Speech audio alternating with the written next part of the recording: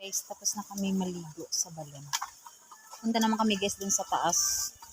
Lamang Andi. Doon muna kami tatambay. So, mag-uumpisa na kami maglalakad. So, yan. Let's go late. Hindi na ako magbibigyo. Doon na ulit. So, mga fresh kami ngayon guys. Fresh. Fresh ulit. Fresh. Pakit kami dun sa taas. At doon muna kami tatambay sa kubo-kubo ni Mang Andi.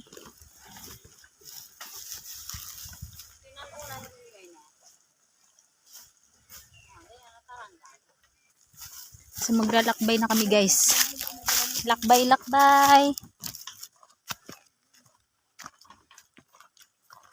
Tapos pauwi na kami.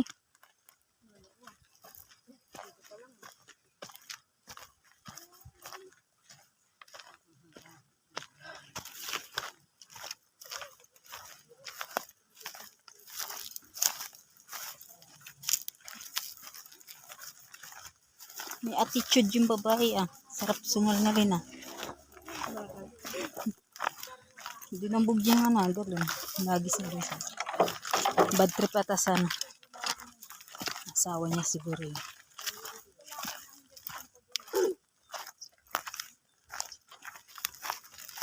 Ang init. Mas 4 na.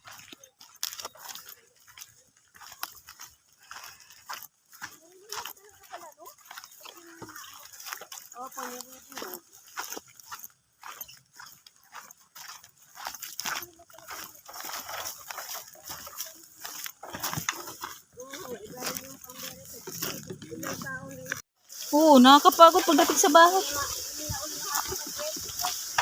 Kaya nga. Ako, ikakapin ko lang ito. Kaya dito ako. Kapay lang katapat na ito. Doon, ayoko talaga doon na. Oo, wag na tayo dun. Lalo na sa mga bata. Yung daon kasi. Ang madulas. So, ganito kami guys. Pag nagbablog kami ng malayuan. Hanggang dumugo yung paa ko. Nasa lubsob sa kawayan.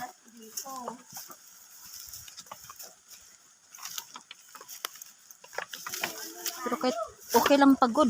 Enjoy naman.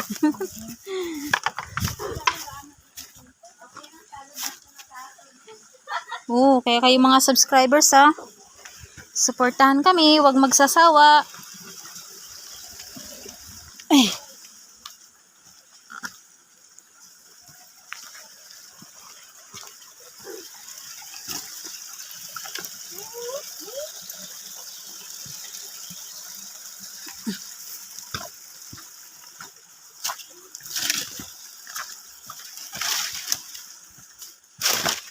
So, paakyat na naman.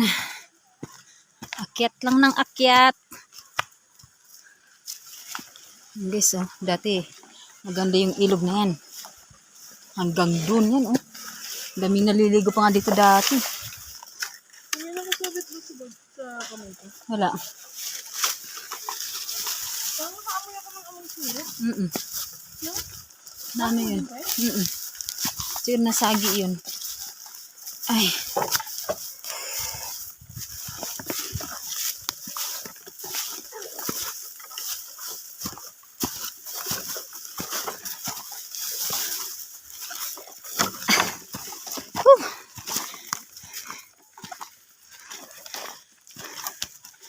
So yan guys, andito na kami sa bukid ni Mang Andi. Doon na kami tatambay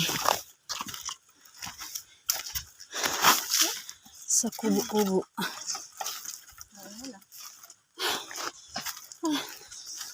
Dito tayo dumaan.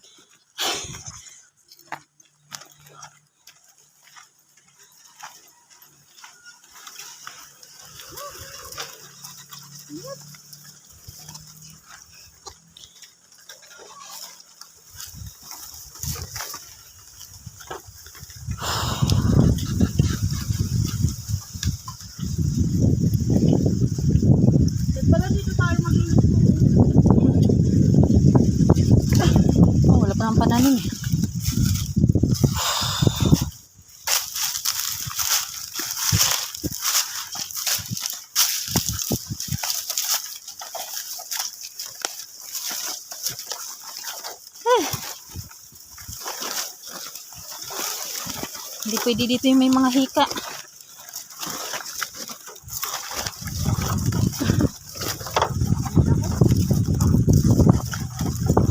So yan guys.